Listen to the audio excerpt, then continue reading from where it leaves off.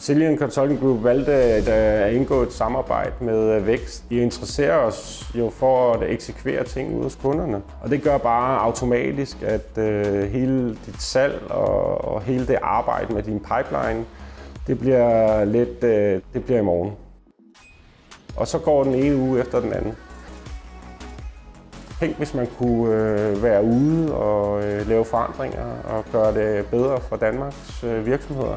Og så var der nogen, der ligesom kunne arbejde med ens salg. Hvor interessen for alvor blev skabt, det var, at der kom nogen, som havde en forretningsmodel og en tilgang, som var struktureret. Og der var krav til, hvad vi skulle gøre, og der var en opstartsworkshop.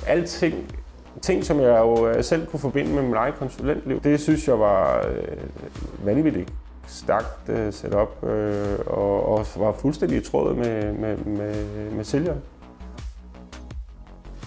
Det er den måde, som jeg synes har været virkelig professionelt.